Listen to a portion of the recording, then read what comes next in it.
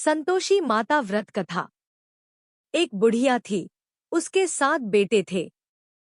6 कमाने वाले थे जबकि एक निकम्मा था। बुढ़िया 6 बेटों की रसोई बनाती, भोजन कराती और उनसे जो कुछ जूठन बचती वह 7वें को दे देती। एक दिन वह पत्नी से बोला, देखो मेरी माँ को मुझ पर कितना प्रेम है। वह बोली, क्यों नहीं, सबका झूठा जो तुमको खिलाती है। वह बोला, ऐसा नहीं हो सकता है, मैं जब तक आंखों से न देख लूं मान नहीं सकता। बहू हंसकर बोली, देख लोगे तब तो मानोगे। कुछ दिन बाद त्योहार आया। घर में 7 प्रकार के भोजन और चूरमे के लड्डू बने। वह जांचने को सिर दुखने का बहाना कर पतला वस्त्र सिर पर ओढ़े रसोई घर में सो गया। वह कपड़े में से सब देखता रहा। 6 भाई भोजन करने आए। उसने देखा, माँ ने उनके लिए सुंदर आसन बिछा नाना प्रकार की रसोई परोसी और आग्रह करके उन्हें जमाया। वह देखता रहा। 6 भोजन करके उठे तब माँ ने उनकी झूठी थालियों में से लड्डुओं के टुकड़े उठाकर एक लड्डू बनाया। जूठन साफ कर बुढ़िया माँ ने उसे पुकारा, बेटा 6 भाई भोजन कर गए, अब तू ही बाकी है, उठ तू कब खाएगा। वह कहने लगा, माँ मुझे भोजन नहीं करना, मैं अब परदेश जा रहा हूँ। माँ ने कहा, कल जाता हो तो आज चला जा। वह बोला, हाँ आज ही जा रहा हूँ। यह कहकर वह घर से निकल गया।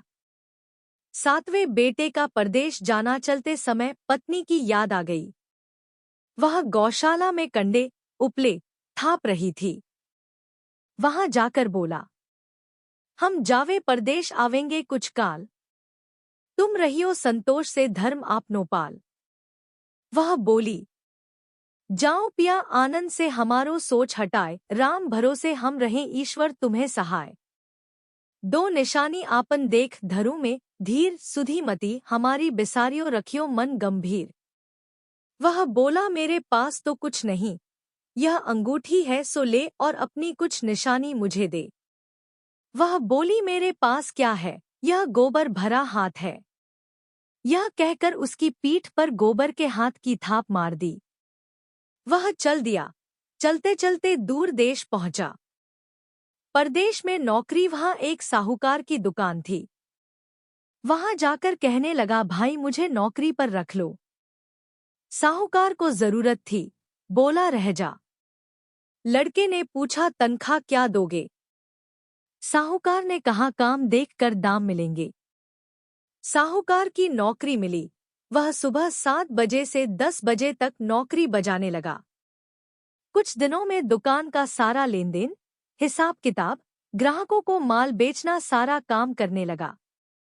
साहूकार के 7-8 नौकर थे, वे सब चक्कर खाने लगे। यह तो बहुत होशियार बन गया।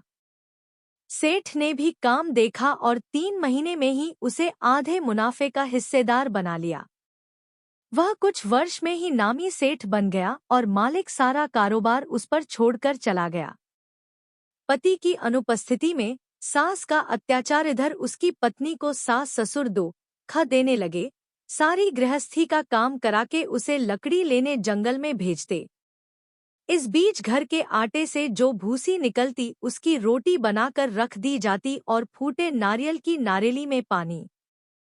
एक दिन वह लकड़ी लेने जा रही थी। रास्ते में बहुत सी स्त्रियां संतोषी माता का व्रत करती दिखाई दी। संतोषी माता का व्रत। वह वहां खड़ी होकर कथा सुनने लगी और पूछा, बहनों तुम किस देवता का व्रत करती हो और उसके करने से क्या फल मिलता है। यदि तुम इस व्रत का विधान मुझे समझा कर कहोगे तो मैं तुम्हारा बड़ा एहसान मानूंगी। तब उनमें से एक स्त्री बोली, सुनो, यह संतोषी माता का व्रत है। इसके करने से निर्धनता दरिद्रता का नाश होता है और जो कुछ मन में कामना हो सब संतोषी माता की कृपा से पूरी होती है। तब उसने उससे व्रत की विधि पूछी। संतोषी माता व्रत विधि। वह भक्तिनी स्त्री बोली, 1.25 आने का गुड़ चना लेना, इच्छा हो तो 5.25 आने का लेना या 1.25 रुपए का भी सहूलियत के अनुसार लाना। बिना परेशानी और श्रद्धा व प्रेम से जितना भी बन पड़े सवाया लेना। प्रत्येक शुक्रवार को निराहार रहकर कथा सुनना, इसके बीच क्रम टूटे नहीं, लगातार नियम पालन करना, सुनने वाला कोई न मिले तो घी का दीपक जला उसके आगे या जल के पात्र को सामने रखकर कथा कहना। जब कार्य सिद्ध न हो नियम का पालन करना और कार्य सिद्ध हो जाने पर व्रत का उद्यापन करना। 3 मास में माता फल पूरा करती है। यदि किसी के ग्रह खोटे भी हों तो भी माता वर्ष भर में कार्य सिद्ध करती है। फल सिद्ध होने पर उद्यापन करना चाहिए, बीच में नहीं। उद्यापन में 2.5 सेर आटे का खाजा तथा इसी परिमाण से खीर तथा चने का साग करना। 8 लड़कों को भोजन कराना, जहां तक मिले देवर, जेठ, भाई बंधु के हों, न मिले तो रिश्तेदारों और पास पड़ोसियों को बुलाना। उन्हें भोजन करा यथाशक्ति दक्षिणा दे माता का नियम पूरा करना। उस दिन घर में खटाई न खाना। यह सुन बुढ़िया के लड़के की बहू चल दी। व्रत का प्रण करना और मां संतोषी का दर्शन देना। रास्ते में लकड़ी के बोझ को बेच दिया और उन पैसों से गुड़चना ले माता के व्रत की तैयारी कर आगे चली और सामने मंदिर देखकर पूछने लगी, यह मंदिर किसका है? सब कहने लगे संतोषी माता का मंदिर है। यह सुनकर माता के मंदिर में जाकर चरणों में लौटने लगी। दीन हो विनती करने लगी, मां मैं निपट अज्ञानी हूँ, व्रत के कुछ भी नियम नहीं जानती, मैं दुखी हूँ। हे माता, जगत जननी मेरा दुख दूर कर, मैं तेरी शरण में हूँ। माता को दया आई। एक शुक्रवार बीता कि दूसरे को उसके पति का पत्र आया और तीसरे शुक्रवार को उसका भेजा हुआ पैसा आ पहुंचा। यह देख जेठ जेठानी मुंह सिकोड़े लगे। लड़के ताने देने लगे, काकी के पास पत्र आने लगे, रुपया आने लगा, अब तो काकी की खातिर बढ़ेगी। बेचारी सलता से कहती, भैया कागज आवे रुपया आवे, हम सब के लिए अच्छा है। ऐसा कहकर आंखों में आंसू भरकर संतोषी माता के मंदिर में मातेश्वरी के चरणों में गिरकर रोने लगी। माँ, मैंने तुमसे पैसा कब मांगा है? मुझे पैसे से क्या काम है? मुझे तो अपने सुहाग से काम है। मैं तो अपने स्वामी के दर्शन मांगती हूँ। तब माता ने प्रसन्न होकर कहा, जा बेटी, तेरा स्वामी आएगा। यह सुनकर खुशी से बावली होकर घर में जा काम करने लगी। अब संतोषी माँ विचार करने लगी, इस भोली पुत्री को मैंने कह तो दिया कि तेरा पति आएगा, लेकिन कैसे? वह तो इसे स्वप्न में भी याद नहीं करता। उसे याद दिलाने को मुझे ही जाना पड़ेगा। इस तरह माताजी उस बुढ़िया के बेटे के पास जा स्वप्न में प्रकट हो कहने लगी, साहूकार के बेटे, सो रहा है या जागता है? वह कहने लगा, माता सोता भी नहीं, जागता भी नहीं हूँ, कहो क्या आ गया है? माँ कहने लगी, तेरे घर बार कुछ है कि नहीं? वह बोला, मेरे पास सब कुछ है, माँ बाप है, बहू है, क्या कमी है? माँ बोली, भोले पुत्र, तेरी बहू घोर कष्ट उठा रही है, तेरे माँ बाप उसे परेशानी दे रहे हैं। वह तेरे लिए तरस रही है, तू उसकी सुध ले। वह बोला, हाँ माताजी, यह तो मालूम है, परंतु जाऊं तो कैसे? परदेश की बात है, लेन देन का कोई हिसाब नहीं, कोई जाने का रास्ता नहीं आता, कैसे चला जाऊं? माँ कहने लगी, मेरी बात मान, सवेरे नहा धोकर संतोषी माता का नाम ले, घी का दीपक जला दंडवत कर दुकान पर जा बैठ। देखते देखते सारा लेन देन चुक जाएगा, जमा का माल बिक जाएगा, सांझ होते होते धन का भारी ठेर लग जाएगा। अब बूढ़े की बात मानकर वह नहा धोकर संतोषी माता को दंडवत घी का दीपक जला दुकान पर जा बैठा। थोड़ी देर में देने वाले रुपया लाने लगे, लेने वाले हिसाब लेने लगे। कोटे में भरे सामान के खरीददार नकद दाम दे सौदा करने लगे। शाम तक धन का भारी ठेर लग गया। मन में माता का नाम ले चमत्कार देख प्रसन्न हो घर ले जाने के वास्ते गहना कपड़ा सामान खरीदने लगा। यहाँ काम से निपट तुरंत घर को रवाना हुआ। उधर उसकी पत्नी जंगल में लकड़ी लेने जाती है, लौटते वक्त माताजी के मंदिर में विश्राम करती। वह तो उसके प्रतिदिन रुकने का जो स्थान ठहरा, धूल उड़ती देख वह माता से पूछती है, हे माता, यह धूल कैसे उड़ रही है? माता कहती है, हे पुत्री, तेरा पति आ रहा है। अब तू ऐसा कर, लकड़ियों के 3 बोझ बना ले, एक नदी के किनारे रख और दूसरा मेरे मंदिर पर व तीसरा अपने सिर पर। तेरे पति को लकड़ियों का गट्ठर देख मोह पैदा होगा, वह यहाँ रुकेगा, नाश्ता पानी खाकर माँ से मिलने जाएगा। तब तू लकड़ियों का बोझ उठाकर जाना और चौक में गट्ठर डालकर जोर से आवाज लगाना, लो सासू जी, लकड़ियों का गट्ठर लो, भूसी की रोटी दो, नारियल के खेपड़े में पानी दो, आज मेहमान कौन आया है। माताजी से बहुत अच्छा कहकर वह प्रसन्न मन से लकड़ियों के 3 गट्ठर बनाई, एक नदी के किनारे पर और एक माताजी के मंदिर पर रखा। इतने में मुसाफिर आ पहुंचा। सूखी लकड़ी देख उसकी इच्छा उत्पन्न हुई कि हम यहीं पर विश्राम करें और भोजन बनाकर खा पीकर गांव जाएं। इसी तरह रुककर भोजन बना, विश्राम करके गांव को गया। सबसे प्रेम से मिला। उसी समय सिर पर लकड़ी का गट्ठर लिए वह उतावली सी आती है। लकड़ियों का भारी बोझ आंगन में डालकर जोर से 3 आवाज देती है, लो सासू जी, लकड़ियों का गट्ठर लो, भूसी की रोटी दो, आज मेहमान कौन आया है। यह सुनकर उसकी सास बाहर आकर अपने दिए हुए कष्टों को भुलाने हेतु कहती है, बहू ऐसा क्यों कहती है, तेरा मालिक ही तो आया है। आ बैठ, मीठा भात खा, भोजन कर, कपड़े गहने पहन। उसकी आवाज सुन उसका पति बाहर आता है। अंगूठी देख व्याकुल हो जाता है। माँ से पूछता है, माँ यह कौन है। माँ बोली, बेटा यह तेरी बहू है। जब से तू गया है तब से सारे गांव में भटकती फिरती है, घर का कामकाज कुछ करती नहीं, 4 पहर आकर खा जाती है। वह बोला, ठीक है माँ, मैंने इसे भी देखा और तुम्हें भी, अब दूसरे घर की ताली दो, उसमें रहूंगा। माँ बोली, ठीक है, जैसी तेरी मर्जी। तब वह दूसरे मकान की तीसरी मंजिल का कमरा खोल सारा सामान जमाया। एक दिन में राजा के महल जैसा ठाट-बाट बन गया।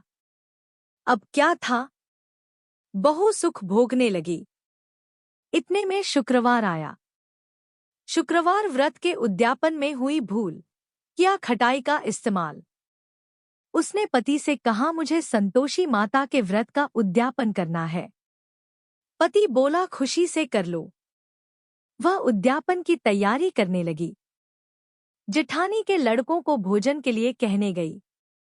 उन्होंने मंजूर किया, परंतु पीछे से जेठानी ने अपने बच्चों को सिखाया, देखो, भोजन के समय खटाई मांगना, जिससे उसका उद्यापन पूरा न हो। लड़के जीमने आए, खीर खाना पेट भर खाया, परंतु बाद में खाते ही कहने लगे, हमें खटाई दो, खीर खाना हमको नहीं भाता, देखकर अरुचि होती है।